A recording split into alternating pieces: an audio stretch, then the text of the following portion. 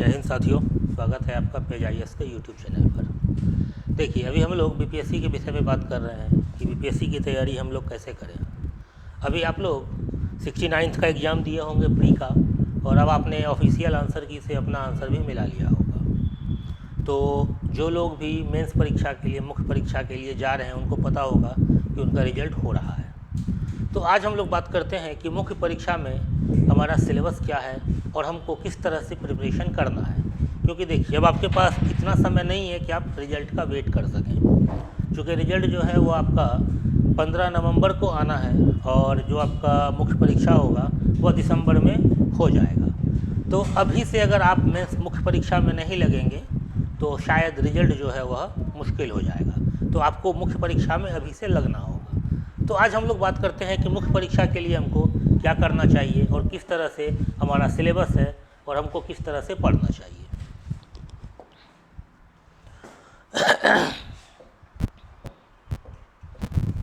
तो देखिए, आज हम बात करते हैं बीपीएससी के मेंस की, यानी कि मुख्य परीक्षा की, कि हमारा जो मुख्य परीक्षा है उसका पैटर्न क्या है, मुख्य परीक्षा का सिलेबस क्या है और हमको किस तरह से अपने स्ट्रेटजी को बनाना चाहिए, किस तरह से हमको अपनी पढ़ाई को कंटिन्यू करना चाहिए, आगे बढ़ाना चाहिए। तो सबसे पहले देखते हैं कि मुख्य परीक्षा में हमसे सवाल क्या क्या पूछे जाते हैं। तो सबसे पहला जो हमारा पेपर होता है वो होता है जीएस पेपर 1। फिर जो दूसरा पेपर होता है हमारे पास वो होता है जीएस पेपर 2। तीसरा जो पेपर होता है हमारे पास वो होता है एसए का। चौथा जो पेपर होता है हमारा वह होता है हिंदी का। और पांचवा जो हमारा पेपर होता है वह होता है ऑप्शनल का। पांचवा जो हमारा पेपर होता है वह कौन सा होता है, तो वह होता है ऑप्शनल का। अब देखिए, जीएस पेपर 1 जो है हमारा वह भी 300 नंबर का होता है, ठीक है। जीएस पेपर 2 जो है यह भी हमारा 300 का होता है। ऐसे जो है हमारा यह भी 300 का होता है। फिर हिंदी जो है हमारा यह 100 का होता है, और हमारा जो ऑप्शनल है यह भी 100 का होता है। यह ध्यान देना ये है आपको कि यह जो हिंदी है यह हिंदी क्वालिफाइंग नेचर का है, यह हिंदी क्वालिफाइंग नेचर का है, ठीक है। यह जो हमारा ऑप्शनल है यह भी क्वालिफाइंग नेचर का है, लेकिन ऑप्शनल जो हमारा होता है वह किस फॉर्मेट में है, तो एमसीक्यू के फॉर्म में है। यानी कि हमारा जो ऑप्शनल है वह ऑब्जेक्टिव होता है, एमसीक्यू के फॉर्म में होता है, और बाकी जो चारों पेपर है इस चारों पेपर में आपको लिखना होता है, रिटन एग्जाम होता है। ये दोनों आपका क्वालिफाइंग नेचर का है, हिंदी भी और आपका ऑप्शनल भी। तो कुल मिला करके हमारा जो एग्ज़ाम होता है वह कितने का होता है, तो 900 का एग्ज़ाम हमारा होता है। इसी 900 पर हमारा मेरिट बनता है। कितने का, तो 900 पर हमारा मेरिट बनता है। क्योंकि यही मार्क्स और इंटरव्यू का जो हमारा मार्क होता है, यही दोनों मार्क जुड़ करके हमारा मेरिट बनाता है, हमारा फाइनल सिलेक्शन होता है। तो अब देखिए, अब अगर हम एक एक पेपर की बात करें तो सबसे पहले बात करते हैं कि जीएस पेपर 1 में क्या क्या हमसे पूछा जाता है। जीएस पेपर 1 की बात करते हैं हम लोग। तो देखिए, जब आप बीपीएससी का सिलेबस देखेंगे, बीपीएससी के साइट पर सिलेबस दिया हुआ है, आप लोग ज़रूर बीपीएससी के साइट पर जाएं और वहाँ से सिलेबस निकाल करके उसको प्रिंट करके अपने सामने रखें, ताकि आपको पता हो कि हमको क्या पढ़ना है और क्या नहीं पढ़ना है। देखिए, तो जीएस पेपर 1 का जो हमारा सिलेबस है उसमें लिखा हुआ है हिस्ट्री। हिस्ट्री का मतलब होता है, जो इसमें लिखा हुआ है वह क्या है, तो वह स्वतंत्रता संग्राम एवं art and culture. Art and culture, ठीक है। स्वतंत्रता संग्राम और आर्ट एंड कल्चर किस संदर्भ में, तो कॉन्टेक्स्ट ऑफ बिहार, ठीक है। बिहार के विशेष संदर्भ में हमको स्वतंत्रता संग्राम को देखना है और फिर आर्ट एंड कल्चर को देखना है।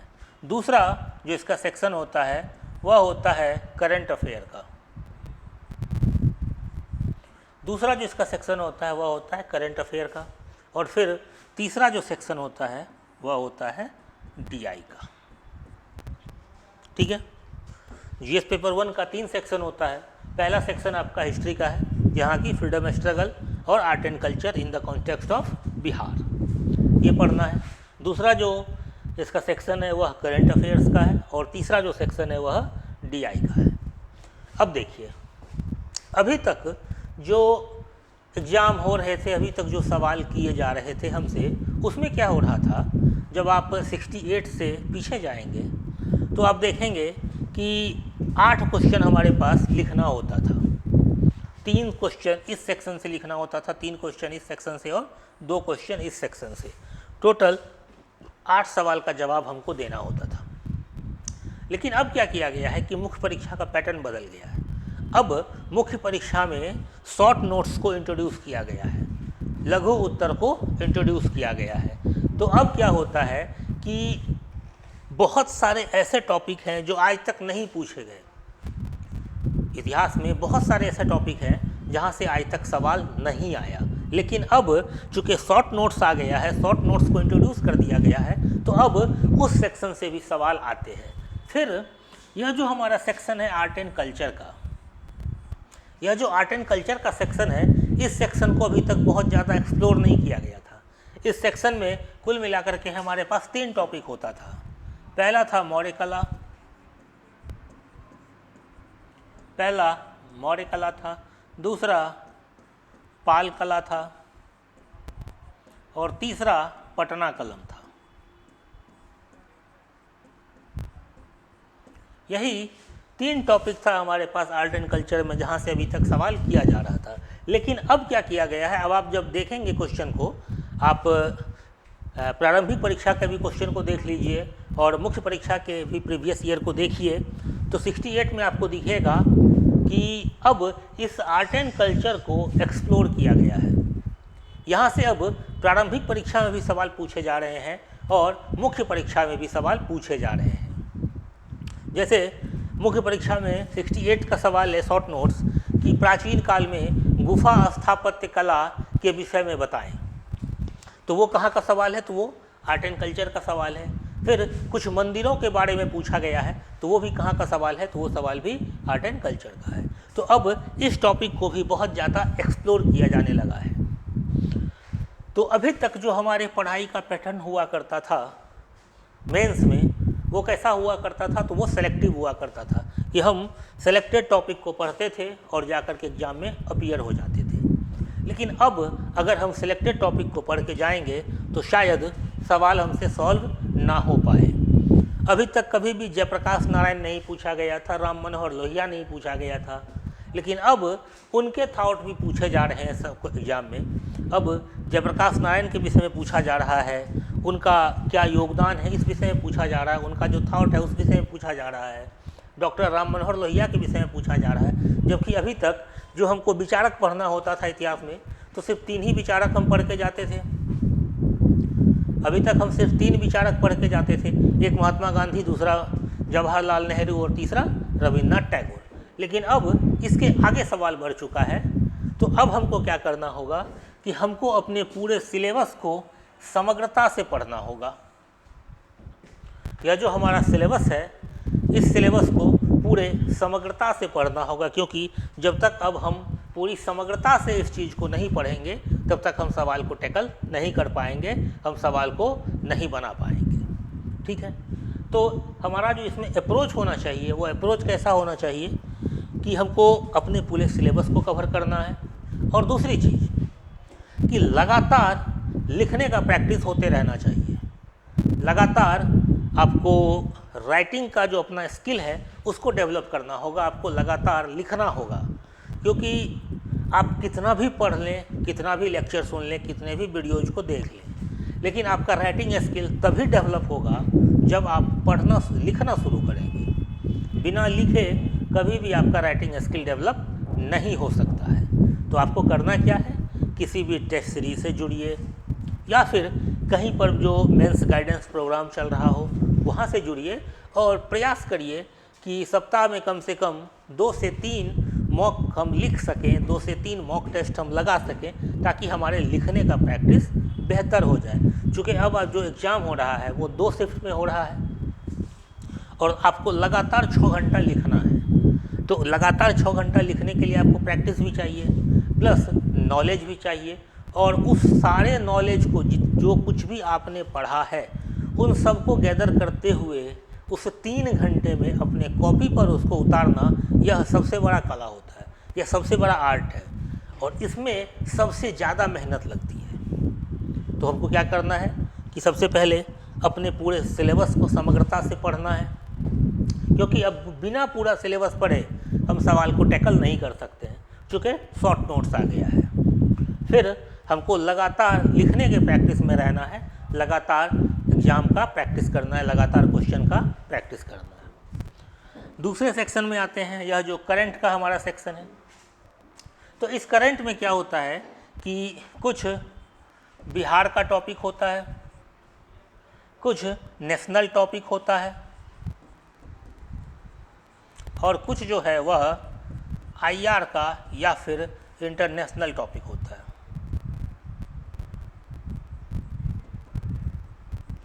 जैसे अंतर्राष्ट्रीय स्तर पर कोई घटना घटती है तो उसका क्या इम्पैक्ट हो रहा है, इस तरह के सवाल भी पूछे जाते हैं। अंतर्राष्ट्रीय रिलेशनशिप से भी सवाल पूछे जाते हैं, अंतर्राष्ट्रीय संबंधों से सवाल पूछे जाते हैं। जैसे क्वाड पूछा जा चुका है, बिम्स्टेक पूछा जा चुका है कई बार, तो इन सब चीज़ों से सवाल पूछे जाते हैं। फिर बिहार में जो कुछ घटनाएं घटती है वहाँ से भी सवाल पूछे जाते हैं। जैसे एक बार का सवाल था कि बिहार में शराबबंदी से बिहार की अर्थव्यवस्था पर पड़ने वाले प्रभावों को बताएं। जिस समय बिहार में शराबबंदी हुई थी उसके बाद का सवाल था वो। तो इस तरह के सवाल पूछे जाते हैं। जैसे अभी देखिए, अभी बिहार में जातीय जनगणना हुई है, तो यह जो बिहार में जातीय जनगणना हुई तो इसके क्या फ़ायदे हैं, इसके क्या नुकसान हैं, जातीय जनगणना क्यों किया गया, इसका क्या राजनीतिक लाभ हो सकता है, राजनीतिक पार्टी जो अपना पॉलिटिकल माइलेज लेना चाह रही है वह इससे कैसे छुपा हुआ है या इससे कैसे पूरा होगा, या फिर पार्टियां जो कह रही है जातिगत जनगणना पर कि जनगणना के बाद जो समाज के पिछड़े लोग हैं, दबे कुचले लोग हैं, उनको हम उनका ज़्यादा अधिकार देंगे, उनको मुख्य धारा में लाने का प्रयास करेंगे, जो गवर्नमेंट का कहना है, तो वह आखिर कैसे पूरा होगा।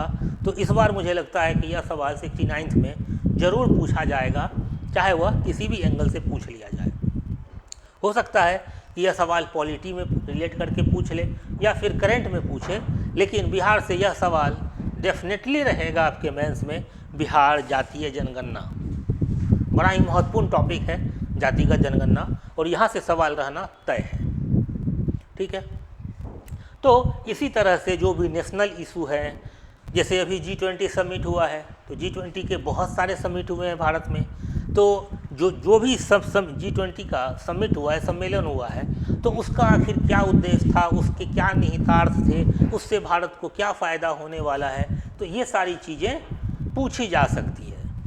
ये अभी हॉट टॉपिक है, G20 अभी चल रहा है, तो ये सारी कुछ बिंदुएं, ये सारे कुछ टॉपिक हैं उदाहरण के तौर पर, जहाँ से आपको सवाल 69th PPSC के मेंस में आ सकता है। तो हमको क्या करना है कि इसके हर एस्पेक्ट को देखना है।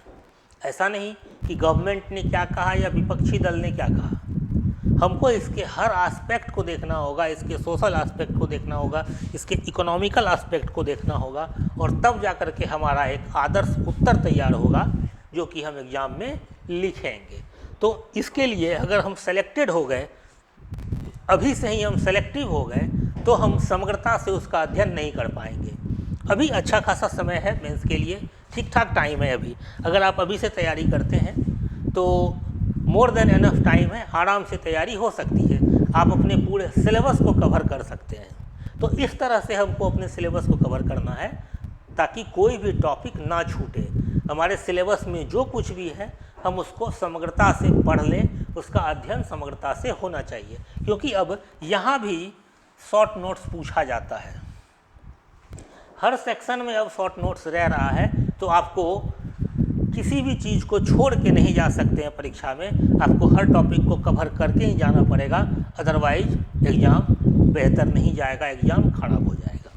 फिर हमारा जो DI का सेक्शन है, यहाँ से 2 सवाल सॉल्व करना होता है, बड़ा ही सिंपल सवाल होता है, इसके लिए कुछ ज़्यादा माथापच्ची करने की आवश्यकता नहीं है। अगर आपने प्रीवियस ईयर क्वेश्चन देखा है तो आप बस प्रीवियस ईयर क्वेश्चंस के DI का लगातार प्रैक्टिस करते रहिए, इसको लगातार बनाइए, ये सवाल बन जाएगा, यहाँ पर कोई तकलीफ नहीं होने वाली है। ठीक है, तो ये था हमारा GS पेपर 1 का सिलेबस कि हमको किस तरह से अपने अध्ययन को दिशा देनी है। ठीक है, आगे बढ़ते हैं और अब देखते हैं कि हमारा जो GS पेपर 2 है उसमें हमको क्या करना है, इसका सिलेबस क्या क्या है। तो देखिए, GS पेपर 2 का जो पहला सेक्शन है वह सेक्शन है पॉलिटी का, राज्य व्यवस्था का। पहला सेक्शन पॉलिटी का है। यहाँ भी शॉर्ट नोट्स आपको लिखना है, इस सेक्शन में भी। अब देखिए यहाँ पर क्या है कि जनरली यहाँ ट्रेडिशनल सवाल नहीं किए जाते हैं, जो करंट का इशू है, जो भी पॉलिटी से जुड़ा हुआ मुद्दा है, उन चीज़ों को यहाँ पर पूछा जाता है। जैसे अभी देखिए कि गवर्नमेंट जो है वह कॉलेजियम प्रणाली के खिलाफ है। गवर्नमेंट चाहती है कि कोई एक ऐसा आयोग बने जिससे जजों की नियुक्ति हो, और सुप्रीम कोर्ट जो है वह बार बार बेसिक स्ट्रक्चर का हवाला दे करके कॉलेजियम प्रणाली को फिर से स्थापित कर देती है। तो यहाँ पर सरकार और न्यायपालिका के बीच क्या चल रहा है, एक टसल चल रहा है, एक द्वंद्व चल रहा है। तो हो सकता है कि यहाँ से सवाल पूछ दिया जाए कि कॉलेजियम प्रणाली बेहतर है या फिर गवर्नमेंट जो चाह रही है वह बेहतर है। तो इस तरह के जो टॉपिक होते हैं वहाँ से सवाल हो सकता है। जैसे अभी गवर्नमेंट UCC की बात कर रही है, यूनिफॉर्म सिविल कोड की बात कर रही है, समान नागरिक संहिता की बात कर रही है। तो समान नागरिक संहिता के क्या फ़ायदे हैं, क्या नुकसान हैं, उसके जो प्रोस एंड कॉन्स हैं वह क्या क्या है, वह उससे भारत पर क्या उसका प्रभाव पड़ेगा, भारत की जो डेमोग्राफी है वह उससे किस तरीके से प्रभावित होगी, ये सारे सवाल यहाँ पर हो सकते हैं जो करंट इशू है। अब यहाँ भी शॉर्ट नोट्स होता है, तो शॉर्ट नोट्स में हो सकता है कि जो ट्रेडिशनल क्वेश्चन है कि राज्यपाल की शक्ति बताइए, राष्ट्रपति की शक्ति बताइए, केंद्र राज्य संबंध बताइए, भारत में संघवाद बताइए, तो ये सारी चीज़ें हो सकती है कि शॉर्ट नोट्स में आपसे पूछ लिया जाए। तो अब आप ना तो ट्रेडिशनल को स्किप कर सकते हैं और ना ही जो करंट इशू है उसको स्किप कर सकते हैं, आपको दोनों को करना होगा। यानी कि आपको यहाँ भी अपने सिलेबस को पूरे समग्रता से, पूरी गहनता से उसका अध्ययन करना होगा। फिर यहाँ जो दूसरा इसका सेक्शन होता है वह दूसरा सेक्शन होता है ज्योग्राफी प्लस इकोनॉमिक्स का। ज्योग्राफी और इकोनॉमी का जो सेक्शन है यह इसका सेक्शन 2 होता है। तो देखिए अभी तक क्या था, जनरली यहाँ से सवाल ज्योग्राफी से सवाल नहीं किया जाता था। ज्योग्राफी से जो सवाल होते थे वह उसी टॉपिक से होते थे जो कि इकोनॉमी को टच करते हैं, जैसे एग्रीकल्चर, जैसे इंडस्ट्री। तो ये सारी चीज़ क्या है कि इकोनॉमी से मिलते जुलते टॉपिक हैं, इकोनॉमी में हमको उसको पढ़ना है। तो अभी तक जो सवाल किए जाते थे वह जनरली इकोनॉमी से ही किए जाते थे, ज्योग्राफी को छोड़ दिया जाता। ज्योग्राफी से मुख्य परीक्षा में सवाल नहीं आता था विगत 4-5 सालों से। लेकिन अब क्या है कि अब चूँकि शॉर्ट नोट्स आ गया है तो हो सकता है कि ज्योग्राफी से भी आपको सवाल पूछ लिया जाए। अब इस चीज़ को नज़रअंदाज नहीं किया जा सकता है। हो सकता है कि हिमालय की उत्पत्ति आपसे पूछ ले शॉर्ट नोट्स में, या फिर बिहार का प्राकृतिक विभाजन पूछ ले, हो सकता है कि भारत का प्राकृतिक विभाजन पूछ ले, बिहार की मिट्टी पूछ ले। तो हो सकता है कि शॉर्ट नोट्स में अब पूछ लिया जाए। तो अब आपको इन दोनों सेक्शन को करना होगा, किसी भी सेक्शन को हम छोड़ के आगे नहीं बढ़ सकते हैं, क्योंकि किसी भी सेक्शन को छोड़ के आगे बढ़ने का मतलब है अपने पैर पर कुल्हाड़ी मारना। शॉर्ट नोट्स में हो सकता है कि यह सवाल आ जाए।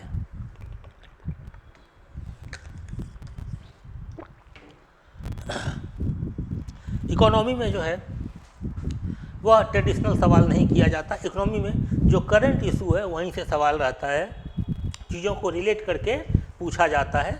तो हमको यहाँ पर क्या करना है कि जो करंट मुद्दा है इकोनॉमी में जो बर्निंग इशू है उन सबको देख करके जाना है, उन सबको गहराई से पढ़ के जाना है, गहराई से अपने सिलेबस को कवर करके जाना है। ठीक है। फिर इसका जो तीसरा सेक्शन होता है वह होता है साइंस एंड टेक का। इसका जो तीसरा सेक्शन होता है वह सेक्शन होता है साइंस एंड टेक का। यहाँ जो है नई नई तकनीकों के बारे में पूछा जाता है जो अभी रिसेंट में चल रही है। जैसे अभी एआई चल रहा है, तो यहाँ हो सकता है कि आपसे एआई के बारे में पूछ ले कि एआई क्या है, यह कैसे काम करता है। जैसे अभी देखिए कि पीटी में पूछा गया था चैट जीपीटी का फुल फॉर्म, चैट जीपीटी में जीपीटी का फुल फॉर्म क्या है। तो कुछ इस तरह के सवाल यहाँ से पूछे जाते हैं। हो सकता है वैक्सीन के बारे में पूछ ले। फिर बीपीएससी का कुछ हॉट टॉपिक है, जैसे परमाणु ऊर्जा बीपीएससी का हॉट टॉपिक है। फिर अंतरिक्ष जो है वो बीपीएससी का हॉट टॉपिक है। कचरा प्रबंधन जो है, अपशिष्ट प्रबंधन, वो बीपीएससी का हॉट टॉपिक है। तो इन सब से भी सवाल बीपीएससी में किया जाता है। तो साइंस टेक में आपको इन्हीं सब सवाल का जवाब देना होता है और यहाँ से सिर्फ 2 सवाल का जवाब हमको देना होता है। तो इस तरह से हमारा यह GS2 का सिलेबस था कि हमको क्या करना है, किस तरह से करना है। अब फिर जो अगला आता है वो अगला है एसे का पेपर।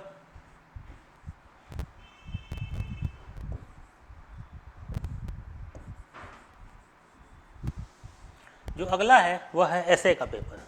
तो एसे में क्या है कि 3 सेक्शन होता है एसे में भी। ठीक है। 3 सेक्शन में एक सेक्शन जो होता है वो करंट का होता है। जो करंट का मुद्दा है वहाँ से एक ऐसे पूछा जाता है। दूसरा जो सेक्शन होता है वहाँ से कोई फिलोसॉफिकल ऐसे पूछा जाता है।